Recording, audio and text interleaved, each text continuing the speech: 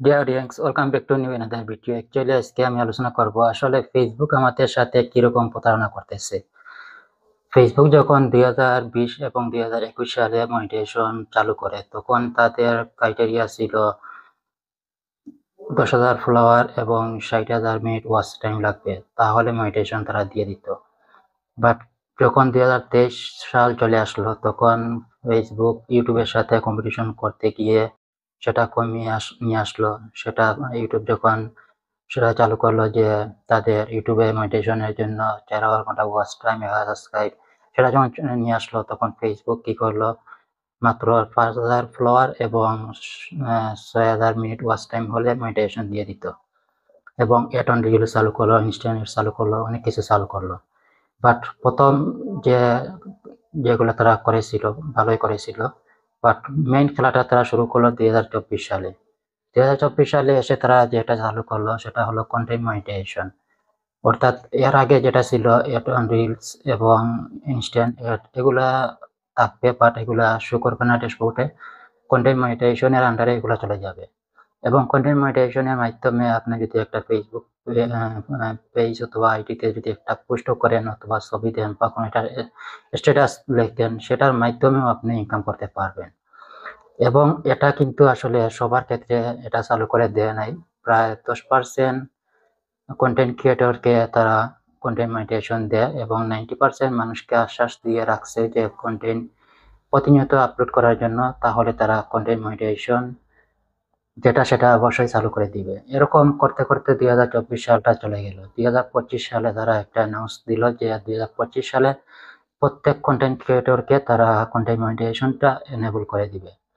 কিন্তু এটা দেখা গেল যে 2025 সাল এসে এখন আরো বিরাট একটা পরিবর্তন নিয়ে আসছে। সেটা হলো যে অনেকের আসলে কন্টেন্ট মনিটাইজেশন আছে, বাট থাকা সত্ত্বেও তাদের কোনো কপিরাইট ইস্যু ভিডিওতে নেই, তারপর মনিটাইজেশন রিজেক্ট করে দিচ্ছে। প্লাস অনেকের আসলে অনেক আশা নিয়ে আসলে কন্টেন্ট মনিটাইজেশন পাওয়ার জন্য নিয়মিত, যেটা ফেসবুক বলে দিচ্ছে যে নিয়মিত কন্টেন্ট পাবলিশ করার জন্য, তো তারা নিয়মিত কন্টেন্ট পাবলিশ করতেছে, কিন্তু তাদেরকে কখনো কন্টেন্ট মনিটাইজেশন দিচ্ছে না। এমনকি যাদের মনিটাইজেশন ছিল তাদের মনিটাইজেশনটাও কেড়ে নিছে। প্লাস এখানে আবার তারা ফেসবুক যেটা করতেছে সেটা হলো দেখা যাচ্ছে যাদের কন্টেন্ট মনিটাইজেশন নেই তাদের ভিডিওতে এড শো করাইছে, আবার যাদের কন্টেন্ট মনিটাইজেশন ছিল মনিটাইজেশনটা রিজেক্টেড করে দিছে, তাদের ভিডিওতেও এড শো করে। তো এই যে এড শো করে ফেসবুক মার্ক জুকারবার্গ যে কত কোটি কোটি ডলার নিয়ে নিচ্ছে কন্টেন্ট মনিটাইজেশন দিবে বলে, কন্টেন্ট ক্রিয়েটর যারা আছে তাদের ভিডিওতে এড শো করিয়ে নিয়ে নিচ্ছে, এটা তো আমাদের কন্টেন্ট ক্রিয়েটর যারা তাদেরকে দিচ্ছে না। তো এটা কিন্তু মার্ক জুকারবার্গ, এটা কিন্তু তার প্যাকেটে সে নিজে নিয়ে নিচ্ছে। তো এটা আসলে অনেক বড় একটা প্রতারণা করতেছে ফেসবুক।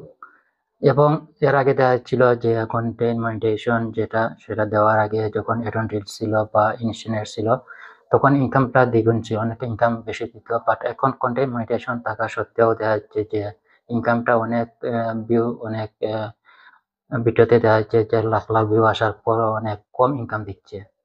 তো এটা আসলে কন্টেন্ট যারা মেক করে তাদের জন্য অনেক বড় একটা দুঃসংবাদ।